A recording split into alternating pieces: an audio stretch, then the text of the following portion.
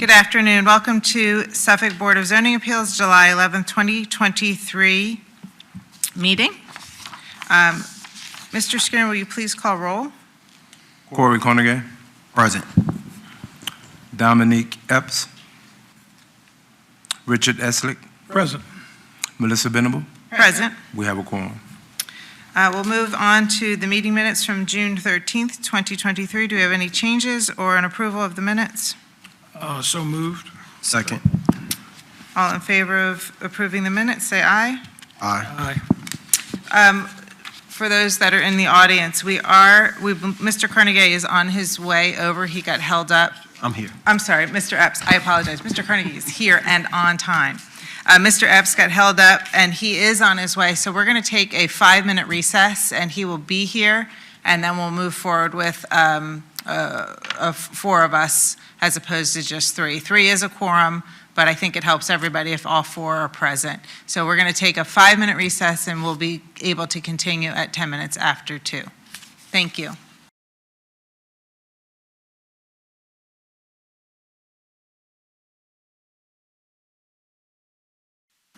Thank you for allowing us to have that recess. Mr. Epps is now present. Thank you, sir, for making your way over. I apologize for any inconvenience. I know sometimes life happens.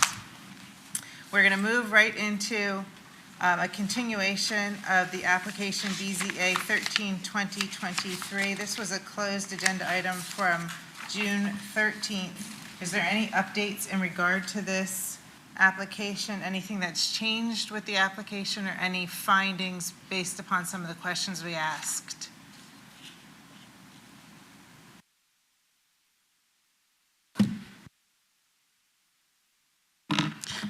Good afternoon, Madam Chair, board members. Let's see. Okay, just some of the findings. We've already had a public hearing that was closed on the June 13th, 2023 meeting. We had 2 motions presented on the floor for a vote for denial and a vote for approval. That was a deadlock vote for the application. Just to bring us back, some of the information that came up, you all requested a official letter from the Homeowners Association regarding the approval or the determination on the fence that was installed. You can find that on page 26 of your packets. I also printed out a copy of that as an individual handout, just in case it was too much paperwork to thumb through. So pretty much what the Homeowners Association stated, the applicant needed to come into compliance with the city standards. The fence could not interfere with drainage and must comply with our corner setback requirements for residential lots. And then if you skip down to 2 more paragraphs, it also states that, and quote, "You must follow all local building code and setback requirements when making such changes. A building permit may be needed. We urge you to check with the appropriate city offices to determine this." That was information that was received from the Homeowners Association that was submitted to the applicant on September 23rd, 2022. The additional question that was asked was, had we done or completed any type of sweeps of the neighborhood to see if we had any additional corner lots that would be in violation. We did find one. It was a 1 corner lot that was in violation. Our inspectors have issued a notice of violation to that property owner to bring that site into compliance. It appears that that property may also be in violation with our ordinance as far as the corner lot requirements. These are just additional pictures that were taken showing the location of the fence. And then another location is showing the fence as it relates to a light fixture at the end of the block. As far as the city's standing, we're still recommending denial of the application because if they have to come into compliance with our standards either state you have to meet that 25-foot side yard setback adjacent to the street, or reduce the fence to 4 feet, 50% open when adjacent to the side yard, or if it's going to encroach into that side yard setback. I'm available for any questions the board may have. I've got a question. So in the sweep of the neighborhood, you did determine that there was one additional property that was in violation. Yes, I did have the opportunity to speak with one of our inspectors. There was another corner lot that did have a fence that was erected, and they were in compliance. They also received a permit, and it appears that the fence meets the requirements for the code. One met and one did not. Okay, perfect, thank you. What was the height of that one? The address of the one that was in compliance or the height one in of that. violation? The one that's compliant, that was 6 feet? Yes. He wants the address. I found 3 of them. You found 3? Okay. 200 Patriots Walk Drive, 104 Freedom Lane, and 100 Freedom Lane. And each one of them, the one at 104/100 Freedom Lane, is the same exact one as the applicants. It's, when I say the same, it's the same exact one. There's no difference, no anything. Obviously, their house is at one corner. It's like from this side, from that end to right here is from me to Mr. Skinner. Well, That's that may it. be the one that was in violation, because you said it was in very close proximity. I asked Ms. Cobb a moment ago, and she said that that was in violation. So one in violation and one compliant? Thank you, Ms. Knight. I do want to note that it's our job as BZA that we have to seek or find a hardship in a situation, and the situation must be unique, so that we're not setting a precedent, in my mind. So we're at a point now, this is closed public hearing. We need to have a discussion or a motion. I'll make a motion to approve. I'm gonna stick with the same as I said before. I'm gonna second it because if these right here are already up, it's already. But it is in violation. We don't know which ones is in violation and which one isn't. So I'm gonna just say I agree with Dominique on that one. And I'll make a comment on while I'm approving it. It's apparent if there's, we had to mention for them to go out into the neighborhood and basically do an inspection to see what's going on, if there's any other properties that's not in compliance, right? Which is something that we shouldn't have to do that. And apparently the neighborhood itself, the HOA, is if they haven't brought any complaints about the other fences, why are we making a big deal about this one homeowner and their fence? So to me, it just doesn't make any sense to say, all right, well, because we're gonna have to do that for everybody that's over there. So. And I think you make a very valid argument. Again, I have the same concern that we set a precedent that violates the ordinance.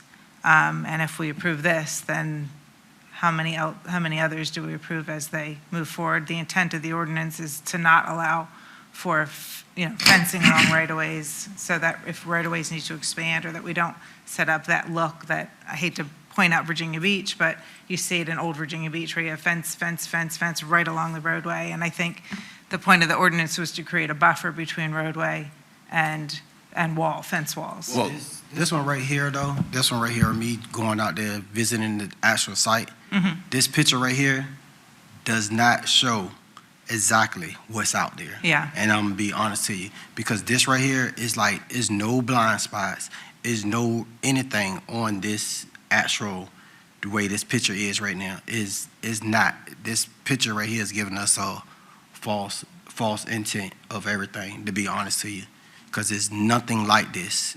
I don't see anything wrong with the way it is, because when you're coming around there is no blind spot. In the last picture, they showed like the median and everything like that. Where that median is and where this fence is no blind spots at all. Is none. I both appreciate the fact that you went out there to visit the site. I did not have the opportunity to do so, and absolutely respect your opinions, and thank you for that. And I respect your opinion too about blind spots, but we're not talking about blind spots. We're talking about whether or not they are in conformity with the rules, the regulations, the setbacks.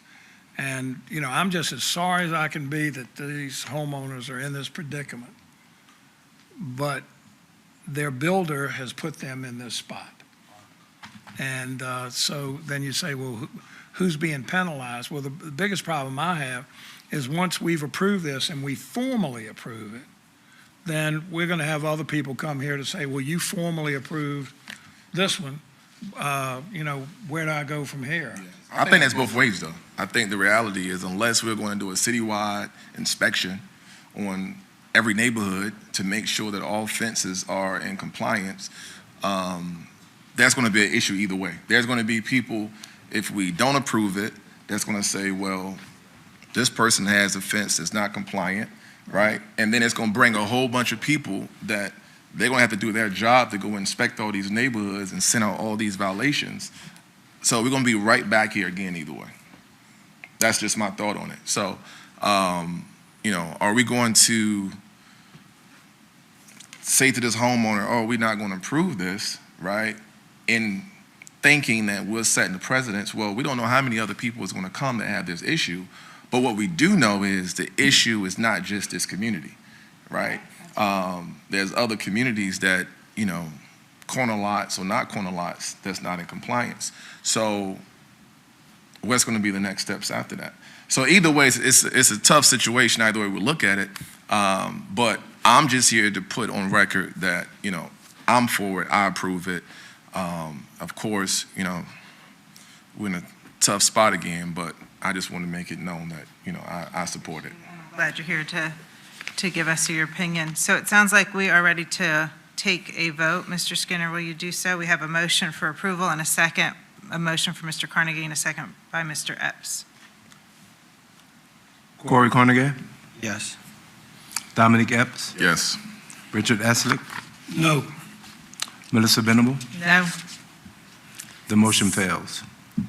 So we're in the same predicament or the same situation we were in the other day. We need a second motion for denial. I'll make a motion to deny. I'll second that motion. Don't think there's a discussion on the motion. Mr. Skinner, would you please call for a vote? This motion is for deny. Yes. Corey Carnegie, No. Dominic Epps, No. Richard Eslick, Yes. Melissa Venable. Yes. The motion fails. So Ms. Cobb or Mr. Skinner, I don't know how you want us to proceed. Unfortunately, we have an even number of members, and we have a tie vote that it doesn't sound like anybody's going to budge on, unfortunately. And again, I'm not trying to be difficult. I just, as I've stated from as long as I've served, we need a situation that's unique and extraordinary, and in this case, I don't see that. And I think this would affect the zoning districts and the vicinity map, and it would change the character if we continue to approve things like this, unless the ordinance is changed.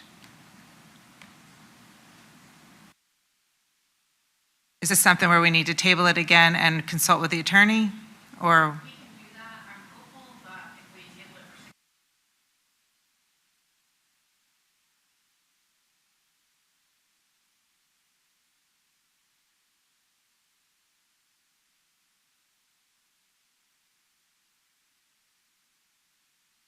At this point, according to our bylaws, they are not in violation because we cannot come to a determination or make a decision. So I would recommend that we table it for 60 days, and then hopefully by then we'll have the new member, and then we can make a decision. Because right now, if we bring it up 30 days, then we're still going to be in the same situation. And according to the bylaws, we cannot rule them to be in violation because we don't have a quorum as it relates to the motion. So we obviously don't want to inconvenience these folks again if No, I'm sorry, not, one of the members of the city can, I'm sure, have a discussion with you, but nevertheless, can we defer indefinitely until we have that fifth member sitting and they're up to speed? Okay. Is that fair?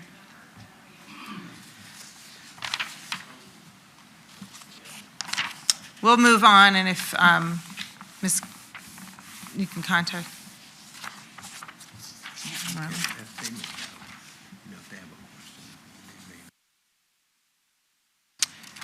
If you'd like to approach and just ask your question, if that's helpful, and then we can move on to the next agenda item. Trying to be in conformance here, but not difficult. Good afternoon.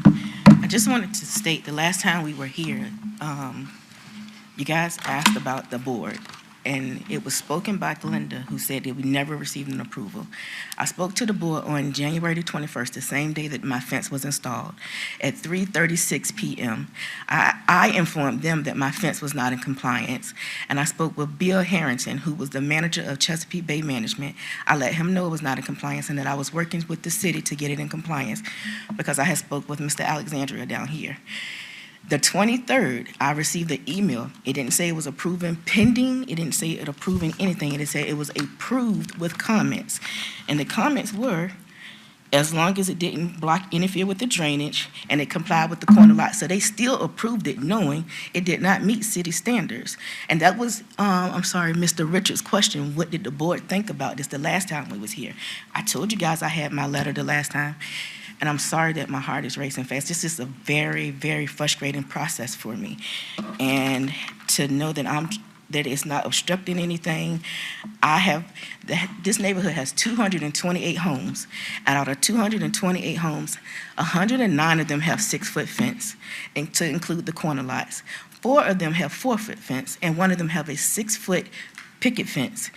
And that says a lot for to have 228 homes. I did the research when I left here, and 109 still have 6-foot fence, and my fence is the only one being singled out of all the fences in the neighborhood. So it's not that there's a problem with the 6-foot fence, it's that your 6-foot fence violates the setback.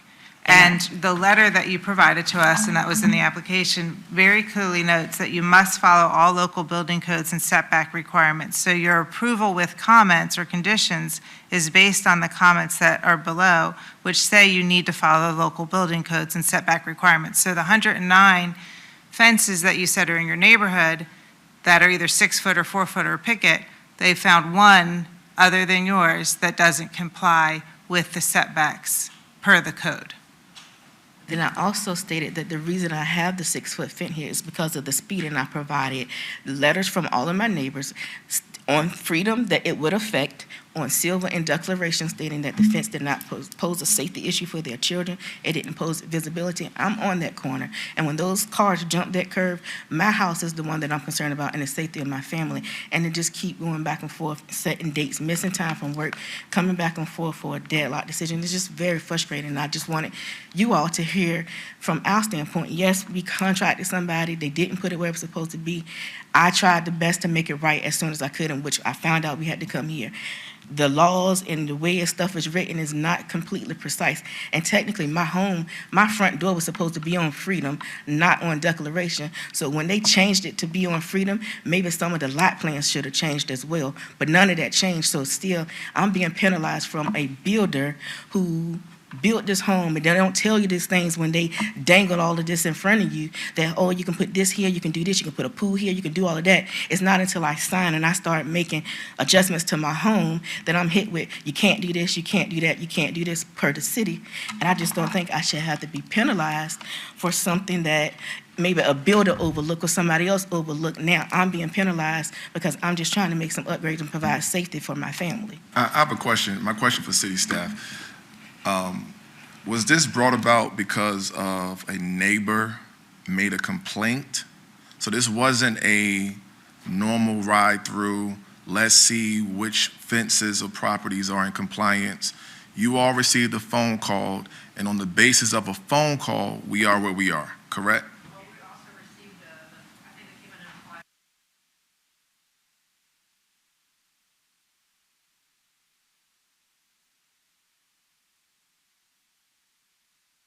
which is the same neighbor who said, when we make you take it down, let's see what you do. And she has been doing nothing since that day at 6:30 on my porch.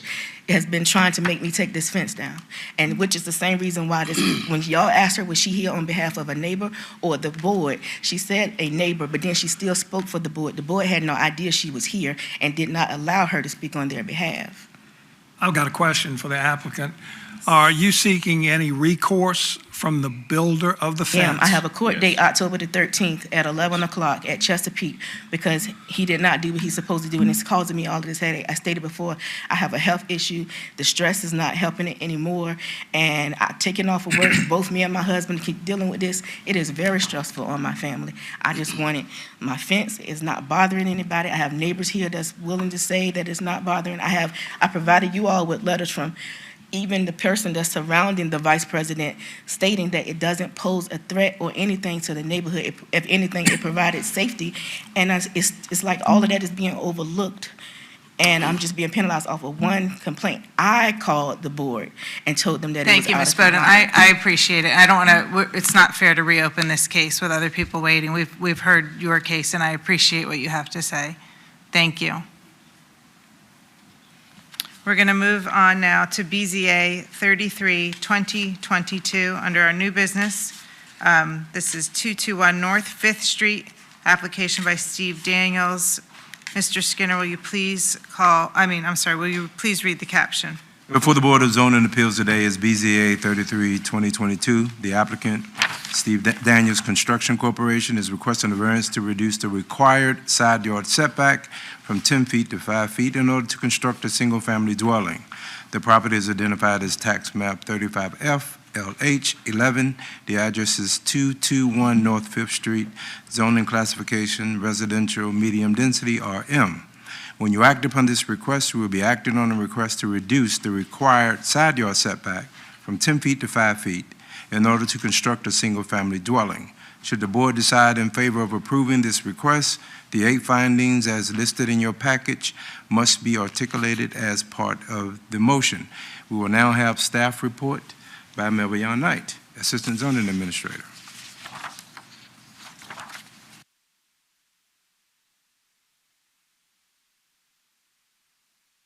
Good afternoon again. My name is Melvion Knight, and I'm the Assistant Zoning Administrator for the City of Suffolk. The application that I'm bringing before you today is BZA 33-2022 for 221 North 5th Street. The applicant, Steve Daniels, is requesting a variance from the Unified Development Ordinance, Article 4, Section 31-407, parentheses C, Table 407-1, Dimensional Standards L, to reduce the required side yard setback from 10 feet to 5 feet for the construction of a single-family dwelling. The property is identified as tax map and parcel 34F *LH *11. It is located at 221 North 5th Street. The property is within the Willowville voting borough, zoning classification RM residential medium. The variance request was advertised in the Suffolk News Herald, and a notice was mailed to adjacent property owners in accordance with Section 15.2-2204 of the Code of Virginia, and a public notice sign was posted on the property pursuant to the request of the zoning administrator. The applicant states that the residential medium zoning district setbacks prohibit the development of a single-family dwelling at the location of 221 North 5th Street. The dimensional standards requirements for newly platted lots in the RM zoning district requires a total lot area of 10,000 square feet with a minimum street frontage of 60 feet and a minimum lot width of 80 feet when measured at the front setback line. The property calculates to 3,300 square feet in land area, which is non-conforming when compared to the minimum requirements for the residential district. According to the exhibits provided, the property will not support a 20-foot wide single-family dwelling, and after reviewing the Unified Development Ordinance, Section 31-801, parentheses E, parentheses 1, parentheses A, parentheses 3, this allows for the administrator to grant up to a 30% reduction on the side, rear, and front yard setbacks on substandard lots. Unfortunately, after comparing the request to the standards and administrative variance guidelines, this property would exceed the 30% allowance. Excuse me. Therefore, after review of our RM standards and the requirements of establishing a 20-foot wide structure on the property, staff recommends approval of the request. Here on the screen is just an illustration of the survey that was submitted by the applicant, and it shows the 10-foot side yard setbacks in relation to the property. It shows that the property would encroach in both side yards at 5 feet. So staff recommends denial, and we are available for any questions the board may have. You, Robert, denial or approval? Oh, excuse on me, this? approval, I'm sorry, Yeah. approval. It's okay. Approval, I'm sorry, my apologies. And I noticed there aren't any elevations that were submitted with this application. This, our property is a model set that has been approved by the city of Suffolk. This is a model set that has been submitted by Mr. Daniels for several submissions. I do apologize for the omission of that information in your package. Okay, all right, thank you. I appreciate your help. Is there any other questions for Melvion? Thank you, Ms. Knight. Thank you. We will now open our public hearing. We have 30 minutes in length, 10 minutes for proponents, 15 minutes for opposition, and 5 minutes for rebuttal. Is there anyone here to speak in favor of this application?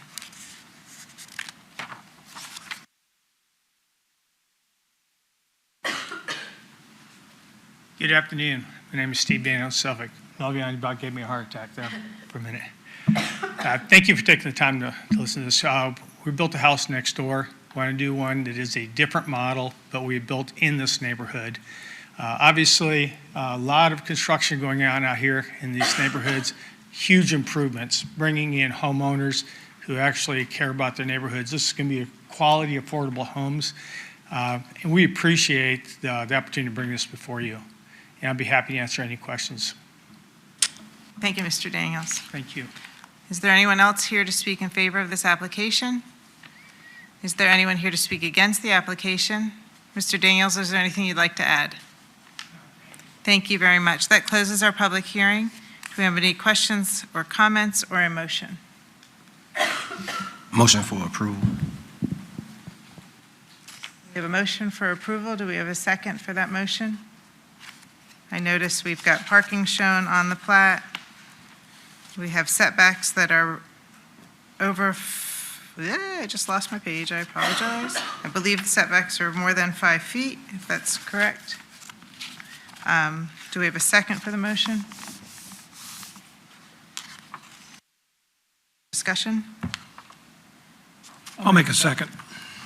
And we have a second by Mr. Eslick. Discussion of the motion? If not, Mr. Skinner, will you please call for a vote? Corey Conagay, Yes. Dominic Epps, Yes. Richard Eslick, Yes. Melissa Venable. Yes. The motion has been approved. Congratulations, Mr. Daniels. We'll move on to the next application, BZA 17-2023, 403 Spruce Street, also an application by Mr. Daniels. Mr. Skinner, will you please read the caption? Before the Board of Zoning Appeals today is BZA 17-2023. The applicant, Daniel Construction Corporation, is requesting a variance to reduce the required side yard setback from 10 feet to 3.5 feet in order to construct a single-family dwelling. The property is identified as tax map 34G24339A. The address is 403 Spruce Street, zoning classification residential medium density RM. When you act upon this request, you will be acting on a request to reduce the required side yard setback from 10 feet to 3.5 feet in order to construct a single-family dwelling. Should the board decide in favor of approving this request, the 8 findings as listed in your package must be articulated as part of the motion. We'll now have staff report by Melvion Knight, Assistant Zoning Administrator.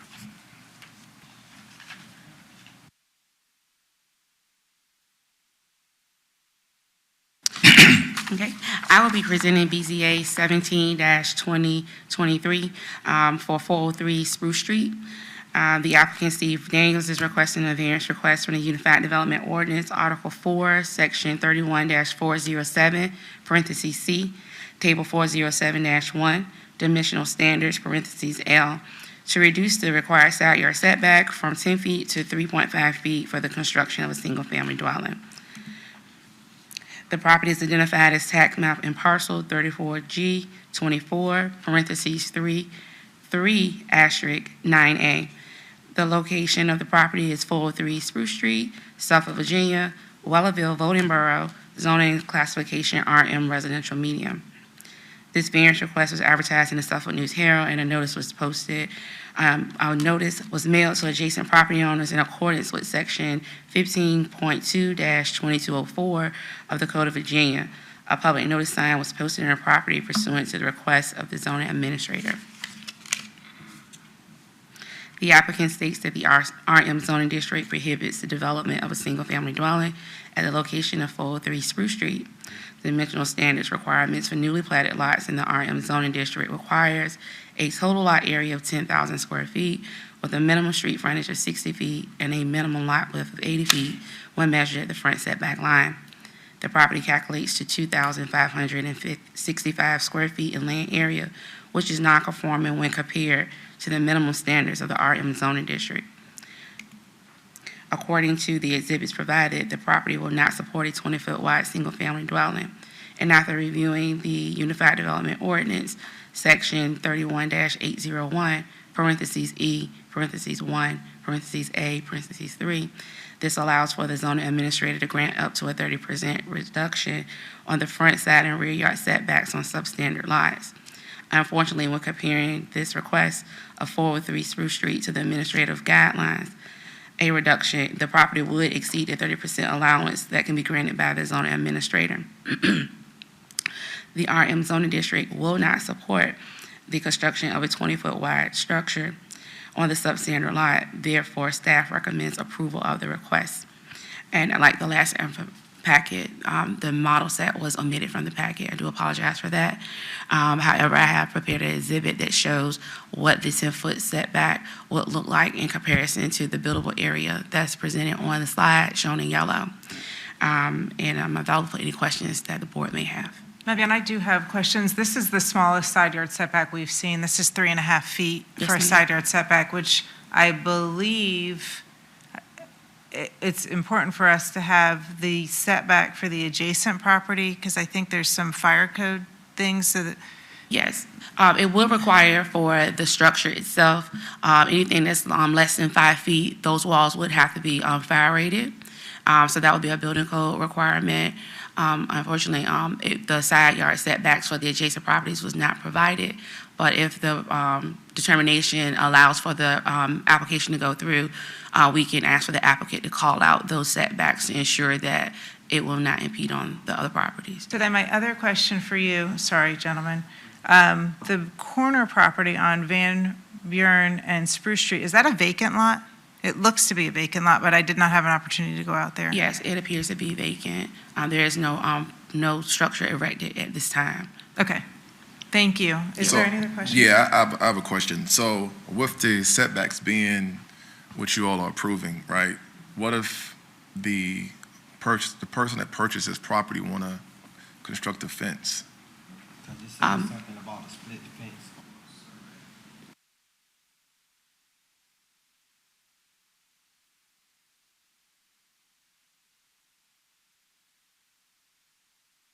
All of this was one lot?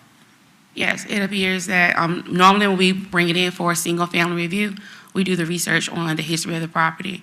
These properties were developed underneath the Nassau County / Old Suffolk guidelines, which allowed for the smaller lots.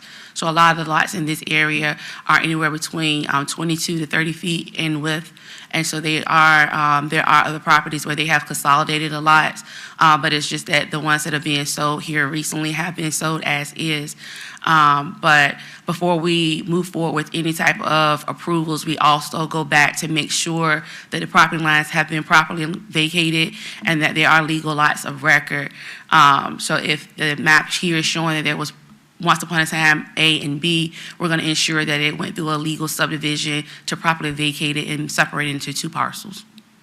I guess my concern is what is going to keep us from the precedents that we're trying to set? That's right.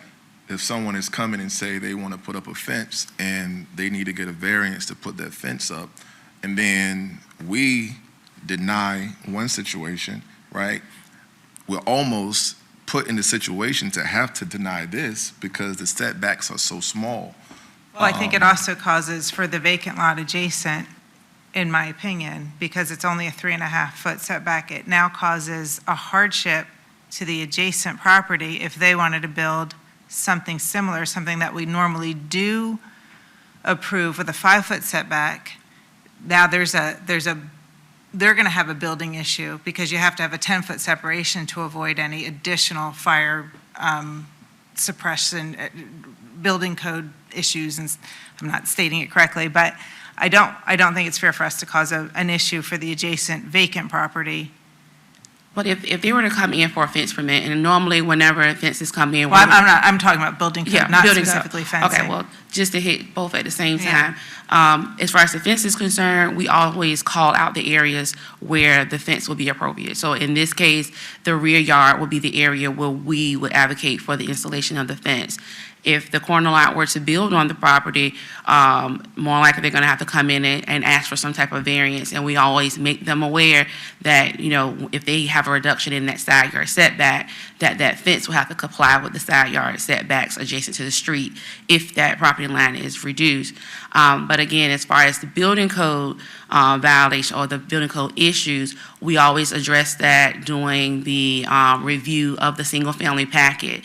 And although zoning tries not to straddle the line, we always give them advisory comments to alert them of the fire-rated walls, and then the building code would then talk about or address the separation of the building requirements versus as it relates to the Virginia Building Code requirements. I guess my question is, or my issue is, if this is approved, you're immediately causing a fire-rated wall issue for the adjacent property, because it's a 30-foot wide property. They have to build a 20-foot wide unit or home on it, so that's only going to allow for 5 feet on either side. Yes. Right. Right. So now it's within 10 feet, and that's when you have the fire-rated issue. The majority of the properties that or the developers, they come in knowing that they're going to have to fire rate on the smaller lots, because if they're trying to produce that 20-foot wide structure, and it's going to reduce that side yard setback and make the structures closer together, we give that information up front before they even submit a building application to make them aware. Right, I understand that, but we're creating a situation if this is approved. I have not, like I said, in my 11 years of serving, I've not seen a side yard setback this small approved. So that's just anecdotal, so, thank you. Is there any other questions for Ms. Knight? Yep. So if this were a 30-foot lot, and we did the 5-foot variance on each side, firewall is not required? They will be required to fire rate the portions that project into that setback. So as far as the eaves are concerned, the roof line, any portion of the building that impedes on that setback, they're going to have to fire rate it either way. So in this case, the walls may not have to be fire rated, but the eaves and the portion of the roof that project beyond that 5-foot setback, they would have to fire rate that material on the structure.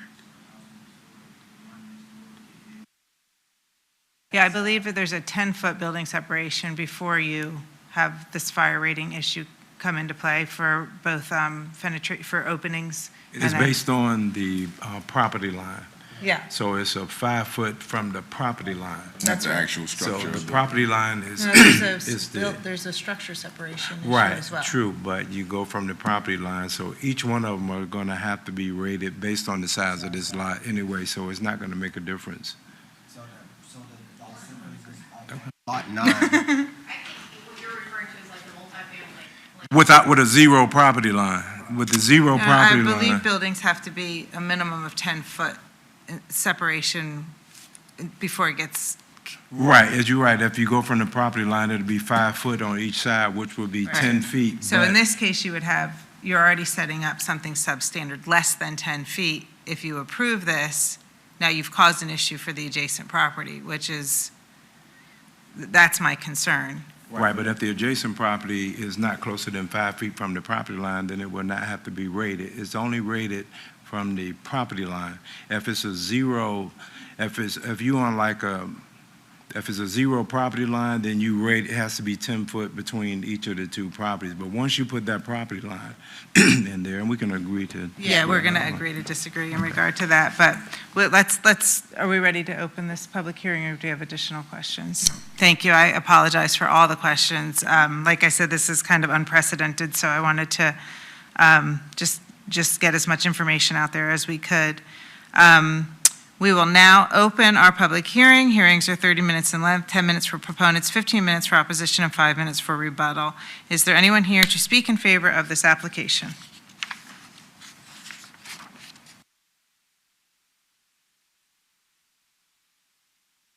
Good afternoon again. I'd be happy to take any questions because I believe you kind of nailed it right there with the building on the 5 feet. It's 5 feet to the property line or less, you have to fire rate. So if the neighbor builds and would come to you and say, hey, I want to build within 3 feet of the property line, then he would have to fire rate. If he was 5 feet, which would be a 30-foot, he would not. It would not encumber him at all. The encumbrance is on us, on the inside. It's on the inside of our envelope, not on the outside. It's not going to affect them. So it affects us. We have to fire a rate to be safe, but it will not affect the property owner next door. Not unless he's going to be within 5 feet, and even if we didn't build, he would have this same discussion. So it doesn't really apply to him at all. And the fence question, that's going to obviously be in the backyard. If they did want to do a fence, then they would have to pull their own permit. We don't plan on putting a fence back there. But obviously, it's a huge improvement for the neighborhood, affordable housing, that's quality. And I think it's exactly what the city is really looking for. And I'd be happy to answer any other questions you have. Sorry, my voice is a little hoarser. Thank you. Oh, Yes, sir. let's wait until we close the public hearing, if that's okay. I'm sorry. Is there anyone to speak against? Thank you, ma'am.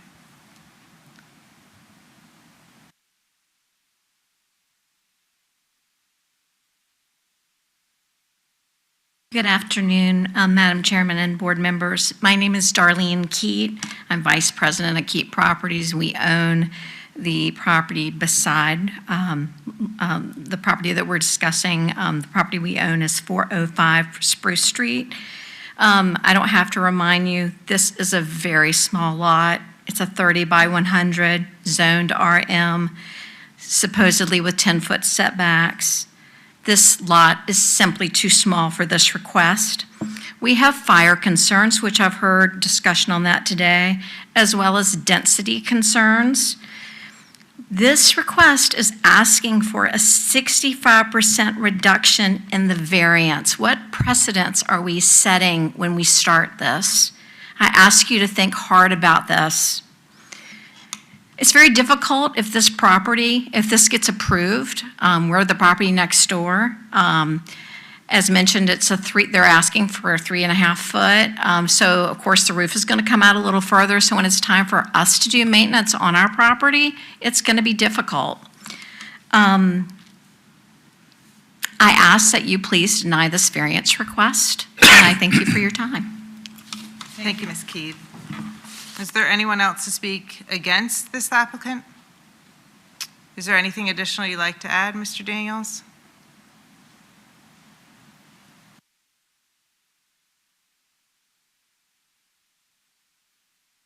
Yes, thank you. Obviously, hopefully you guys have been out to take a look at this, and it will definitely be an improvement. I know the neighbor right there is concerned about the value there. This would be an improvement. It's a homeowner versus a tenant, and is a property that will be upkept rather than being a vacant lot, and you know how vacant lots are downtown. So obviously, we're making an improvement, and there's nothing but an upside, really. I can't see on there. It is a small lot. We thought it was bigger when we bought it, but it's what we've got, and it'll definitely be an improvement to the neighborhood as well as the city. Thank you, sir. Thank you. Don't go too far. Is there anyone else to speak? I'll close the public hearing. Mr. Daniels, if you would come up, I think there's a question for you. I also have a question. Mr. Carnegie. Mr. Daniels, have you tried to attain the lot next door to that one also? Have you tried to attain that one? Yes, the person that sold me that lot, I actually tried to acquire that one because then I could put a garage on it and make it a whole lot bigger. Okay. And apparently they're not interested in selling it. Okay, all right, and then I believe my other question is to the other young lady that came and spoke against it. Thank you, because- Mr. Daniels. That was also my same question, is if you've approached them in regard to Oh, yeah, I'd love to be able to Purchasing build that it bigger and property. better. or even a duplex. I think there's a lot of opportunity there if we could hit the pause button and not develop this. We love single family just because it's, a duplex tends to be a rental and we want to make an improvement.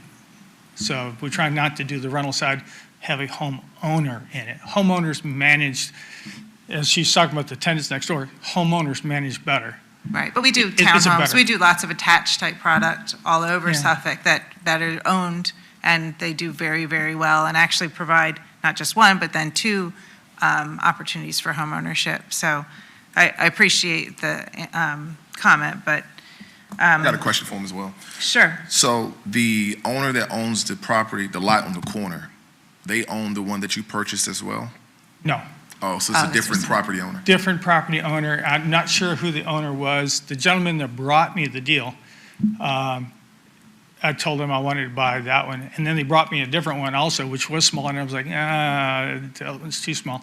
We thought this was 30 feet, when we purchased it. So So that would be a great effort to see if you could contact this I'd love adjacent to. owner. I'd love to, but they're not interested in selling. I don't know if they're going to build or if they're just going to let it grow grass like they've been for the last, it's been vacant for a while. Great, thank you.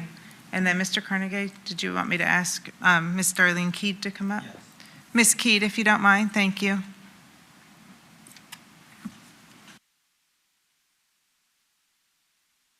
How you doing, ma'am? Good, My thank you. question for you is I guess that's a duplex or a triplex that's next door to your property? It's a single family. White house that's beside it, what I'm looking at, is that still there or is a house there now? There's a Next. house on the property. Okay, not on your property, the house to the left of you. Your house is the single-family house, because the house next door to you looks like, to me, it's like a duplex or something, and that looks like that's 3.3, the same thing that Mr. Daniels is asking for. That's the question I had asked for you, because it looks like their front doors is facing your home, and then the front of the other house is facing the street. And that still look like it's the same distance that Mr. Daniels is asking for his lot. I'm not 100% sure on that. Okay, all right, thank you. Thank you.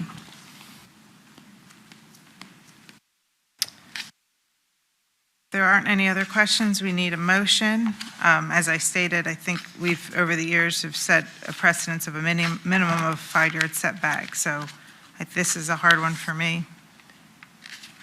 Though I do love seeing the improvements downtown, I think we're at a point where we could ask for some finer improvements downtown.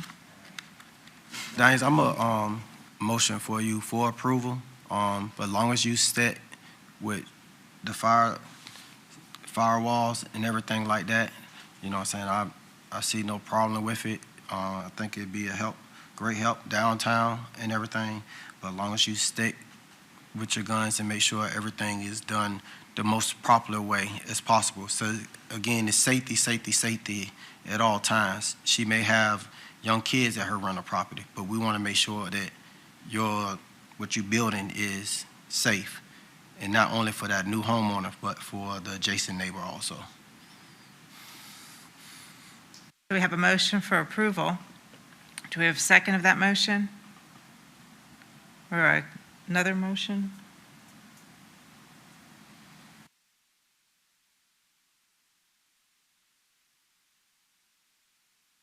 It's tough. I'm looking at the Google map. All right. The only reason why I'm torn, now I will say I'm certainly pro-construction. I'm pro, because we definitely there's a housing crisis and we all know it.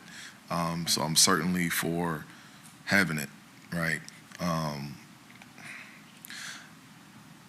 just my opinion, I could see this getting approved months down the line. You purchase the other lot, and we'll right back in the same situation because it's going to be the same. But also, I'm familiar with the neighborhood, and I know that if there's nothing on it, it's going to be grass, and the grass is going to get high. I don't know if the city's been keeping the grass cut. I don't know if the property owner's been keeping the grass cut. I haven't looked over there, but I'm familiar with the area, and I do know that so we're kind of caught in between there. All right, and yeah, so I'll save those comments. That's all I have. I think there's lots of other opportunity here. Like I said, if Mr. Daniels was able to wait a little bit and see if that adjacent property could sell, I think there's just other opportunity, but setting a precedent to allow for this small of a setback and having access issues, and it just seems really tight, really, really tight to me. I think the only problem that he's gonna have to maintain that other lot that's beside him is which a lot of people in the neighborhoods run into is because it looks like it's in a trust. And a lot of people out here are not, they're left to them, they don't care anything about it, just let it go for years and years and years and years, and it just sit there.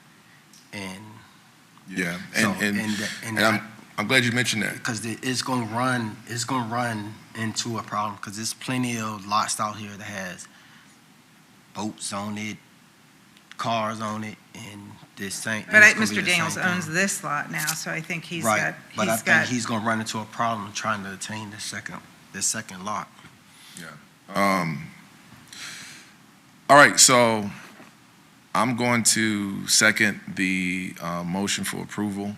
And here's my reason why, is you made an excellent point. Mr. Daniels, you have a property that's adjacent to one of mine on another street, and for years, the grass was about 5 feet tall.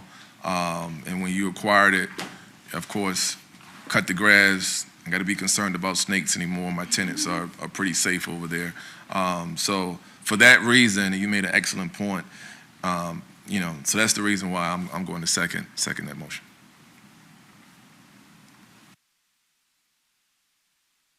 Please do. My comment is, I can understand about setting a precedent. I'm also concerned that Mr. Daniels said he thought he was buying a 30-foot lot. That bothers me that you weren't sure what you were buying. But I'm leaning towards voting in favor of this only because I don't want a vacant lot there with grass growing waist high, which I think would be worse than what would go there. So I'm torn. I'm very concerned about setting a precedent. I don't know quite how we're going to deal with that in the future, but I'm gonna vote for approval. Okay. Daniels, what I would suggest for you is next time when you do get into a situation like this, I would suggest you to try to get a quick survey. It's like $200, $250 before you close onto the actual property. So that way you're aware, and we're not as board members or you sitting here and we have anything going on to this matter like this. This way is you protecting yourself, and then you also protecting us up here also. All right, we have a motion and we have a second. Mr. Skinner, will you please call for the vote? Corey Conigan, Yes. Dominic Epps, Yes. Richard Eslick, Yes. Melissa Venable. No. The motion has been approved. Congratulations, Mr. Daniels. And our last item today, BZA 18-2023, 119 Nansemond Point Drive, Mr. I shouldn't say that, J. Witt Harper. Mr. Skinner, will you please read the caption? Before the Board of Zoning Appeals today, BZA 2023, the applicant J. Witt Harper is requesting a variance to reduce the required minimum lot size in order to create two lots. The property is identified as tax map 11H star 43. The address is 119 Nesman Point Drive, zoning classification residential low density RL. When you act upon this request, you will be acting on a request to reduce the required minimum lot size in order to create 2 lots. Should the board decide in favor of approving this request, the 8 findings as listed in your package must be articulated as part of the motion. We will now have staff report by Jennifer Cobb, zoning administrator. Good afternoon, board members.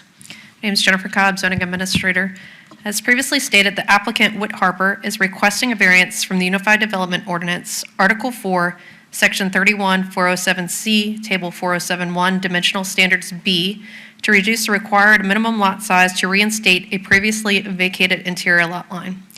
The property is identified as tax map 11H*43 and located at 119 Nansman Point Drive, Suffolk, Virginia, Sleepy Hole Voting Borough, zoning classification RL, residential low density.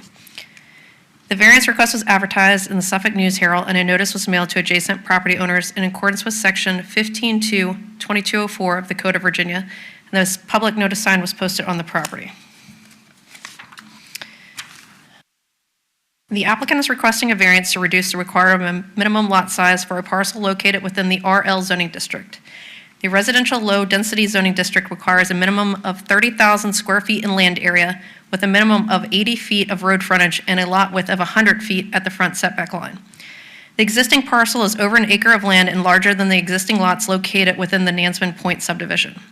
The property owner purchased this parcel as 2 separate lots back in April of 2000. They were listed as Lot 43 and Lot 44. The property owner vacated the interior lot line in a recorded plat dated March of 2001.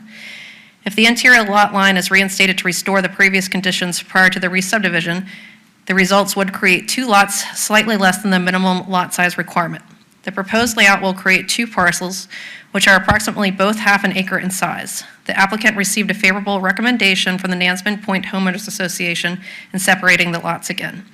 Due to Lot 43 and 44 existing previously, as well as meeting the other dimensional lot requirements, staff recommends approval of this request, and I'm available for any questions the board may have. Thank you, Ms. Cobb.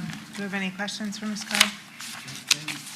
How many times have this been subdivided and divided?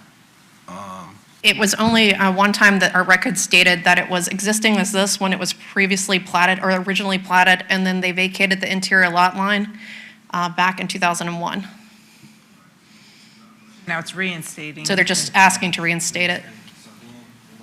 Back to the board to build a new, they would? Yeah, they'll be able to meet the minimum setback requirements. Okay. All they're asking for the variance is because the minimum lot size is slightly less. Okay. It will be. All right, so they wouldn't have. So they won't have to come back for any setback Okay. requirements. All right, thank you. Yep. Thank you. Yeah. We will now open the public hearing. Hearings are 30 minutes in length, 10 minutes for proponents, 15 minutes for opposition, and 5 minutes for rebuttal. Is there anyone here to speak in favor of this application? Good afternoon. I'm Whit Harper. I'm here on behalf of the Walters who own the lot. This, to kind of explain the background, Mr. Cornegay, this was done as part of a cluster subdivision, which is how they had smaller lot sizes than are normally allowed in that lot size as it is anyhow in the first place. I will say, in looking at the 15.2-2309 factors, when the Walters took out that line, they in good faith planned to build a large house that would be there. Then their occupations took them up to Northern Virginia. They're now looking to retire, and they're looking to basically create the lots as they were indicated. I can show you, I've printed out the original plats if you'd like to see them. It shows that basically every one of these 2 lots will still be bigger than a large portion of the other lots within that subdivision. You know, I certainly always understand the board's fear about creating precedents, but I would say this is a fairly unique situation wherein somebody vacates a line within a cluster subdivision and then down the road wants that line back. I don't think it's something that you'll see often. You might say this is a problem created by lawyers that can only kind of be fixed by lawyers here, that we've screwed up where this line got taken out. So for that reason, we ask that you approve our application. If you got any questions, I'm more than happy to answer them, and I appreciate your time today. Thank you, Ed, I appreciate it. Is there anyone else to speak in favor of the application? Anyone here to speak against or in opposition? Whit, is there anything you'd like to add? Thank you. That closes this public hearing. I'm very familiar with the cluster ordinance, and it is not unusual to have lots within the cluster ordinance that are under the 30,000 square foot required, and they meet, like Mr.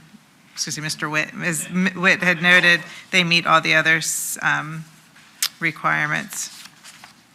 Do we have a motion or comments? I'd like to make a motion for approval. I second that, 'cause Great. We have a motion for Mr. Eslick and a second by Mr. Carnegie. Any comments? Would you please call roll, Mr. Skinner? I'm sorry, call for a vote. Corey Cornegay, yes. Dominic Epps, Yes. Richard Eslick, Yes.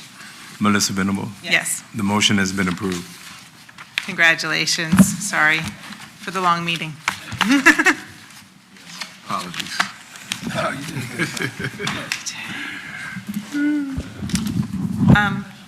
I got it. I feel so sorry for the people around the fence. You haven't closed this out. Oh, my gosh. That closes our meeting I don't think they were picked out. I think for the it came from. afternoon.